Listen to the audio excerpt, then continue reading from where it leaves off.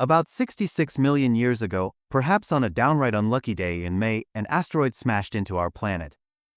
The fallout was immediate and severe. Evidence shows that about 70% of species went extinct in a geological instant, and not just those famous dinosaurs that once stalked the land. Masters of the Mesozoic oceans were also wiped out, from mosasaurs, a group of aquatic reptiles topping the food chain, to exquisitely shelled squid relatives known as ammonites. Even groups that weathered the catastrophe, such as mammals, fishes, and flowering plants, suffered severe population declines and species loss. Invertebrate life in the oceans didn't fare much better. But bubbling away on the seafloor was a stolid group of animals that has left a fantastic fossil record and continues to thrive today: bivalves, clams, cockles, mussels, oysters, and more. What happened to these creatures during the extinction event and how they rebounded tells an important story, both about the past and the future of biodiversity. Marine bivalves lost around 3/4 of their species during this mass extinction, which marked the end of the Cretaceous period. My colleagues and I, each of us paleobiologists studying biodiversity, expected that losing so many species would have severely cut down the variety of roles that bivalves play within their environments, what we call their modes of life. But, as we explain in a study published in the journal Sciences Advances, that wasn't the case. In assessing the fossils of thousands of bivalve species, we found that at least one species from nearly all their modes of life, no matter how rare or specialized, squeaked through the extinction event. Statistically, that shouldn't have happened. Kill 70% of bivalve species, even at random, and some modes of life should disappear. Most bivalves happily burrow into the sand and mud, feeding on phytoplankton they strain from the water.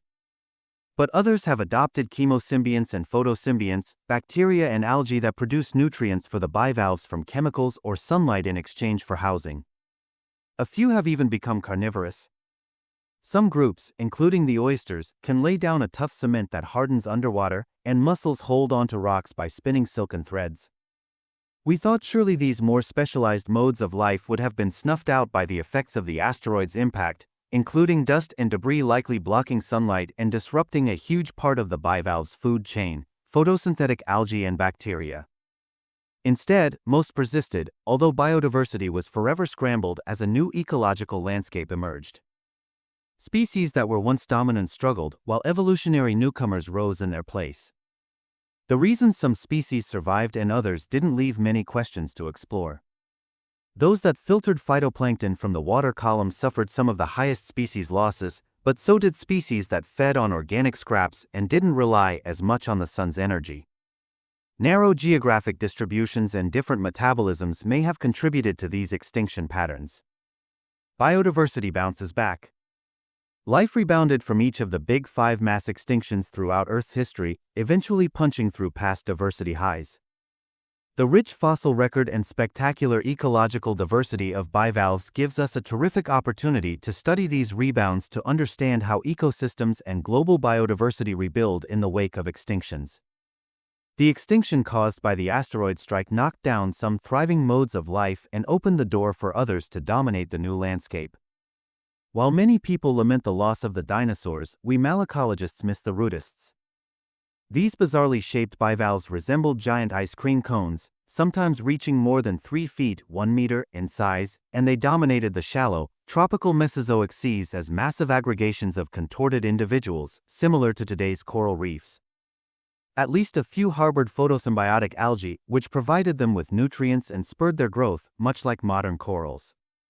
Today, giant clams, tridacna, and their relatives fill parts of these unique photosymbiotic lifestyles once occupied by the rudists, but they lack the rudists' astonishing species diversity. Mass extinctions clearly upend the status quo. Now, our ocean floors are dominated by clams burrowed into sand and mud, the quahogs, cockles, and their relatives, a scene far different from that of the seafloor 66 million years ago. New winners in a scrambled ecosystem. Ecological traits alone didn't fully predict extinction patterns, nor do they entirely explain the rebound. We also see that simply surviving a mass extinction didn't necessarily provide a leg up as species diversified within their old and sometimes new modes of life, and few of those new modes dominate the ecological landscape today. Like the rudists, trigoniid bivalves had lots of different species prior to the extinction event. These highly ornamented clams built parts of their shells with a super strong biomaterial called nacre, think iridescent pearls, and had fractally interlocking hinges holding their two valves together. But despite surviving the extinction, which should have placed them in a prime position to accumulate species again, their diversification sputtered. Other types of bivalves that made a living in the same way proliferated instead, relegating this once mighty and global group to a handful of species now found only off the coast of Australia. Lessons for today's oceans. These unexpected patterns of extinction and survival may offer lessons for the future. The fossil record shows us that biodiversity has definite breaking points, usually during a perfect storm of climatic and environmental upheaval. It's not just that species are lost, but the ecological landscape is overturned. Many scientists believe the current biodiversity crisis may cascade into a sixth mass extinction, this one driven by human activities that are changing ecosystems and the global climate. Corals, whose reefs are home to nearly a quarter of known marine species, have faced mass bleaching events as warming ocean water puts their future at risk. Acidification as the oceans absorb more carbon dioxide can also weaken the shells of organisms crucial to the ocean food web. Findings like ours suggest that, in the future, the rebound from extinction events will likely result in very different mixes of species and their modes of life in the oceans. And the result may not align with human needs if species providing the bulk of ecosystem services are driven genetically or functionally extinct. The global oceans and their inhabitants are complex, and, as our team's latest research shows, it is difficult to predict the trajectory of biodiversity as it rebounds, even when extinction pressures are reduced. Billions of people depend on the ocean for food. As the history recorded by the world's bivalves shows, the appending of the pecking order, the number of species in each mode of life, won't necessarily settle into an arrangement that can feed as many people the next time around.